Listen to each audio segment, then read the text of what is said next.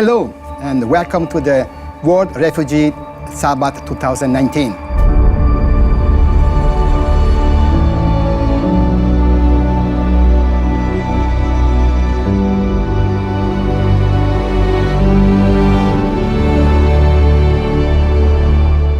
We don't actually realize how many people around us are or have been refugees. My parents were refugees in Greece, having come from Turkey during the time of the genocide.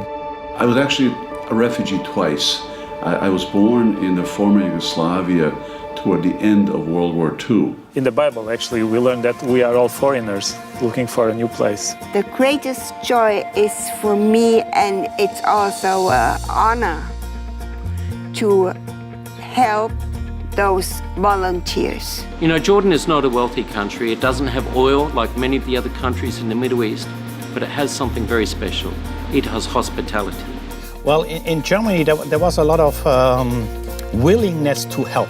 And of course, our church member also, they come up with a huge willingness to help. Das ist das sogenannte Auffanglager hier in Bensheim. Hier sind rund 600 Leute untergebracht. And it was fascinating to see the work that ADRA in Serbia and church members in Serbia were doing, helping people that were principally still on their journey, that wanted to get to a destination in another country. We are now watching what is happening in Palermo. Going to another of those destination countries, to Norway. What is happening in France. We're going to Birmingham, to Finland, Bulgaria. and across Spain. We basically want to offer a place for people who are tired or are lonely. For 2 years, ADRA Bulgaria delivered bread, fruits, vegetables, beef, new clothes and shoes. We did partial renovation of one of the refugees camps. The important thing is to understand what's the need of the community, what's the need of the refugees. And just last year, the number increased for another 500,000 children. So when we are talking about children and when we talk about the importance of education, why these children are left out? Are they less important than our children?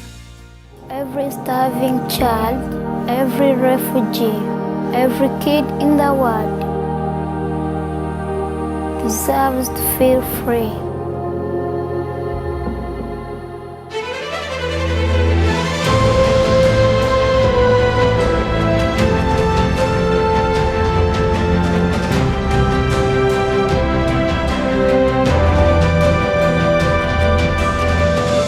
Every child, everywhere, just like me, can find hope in school, where we learn to be free.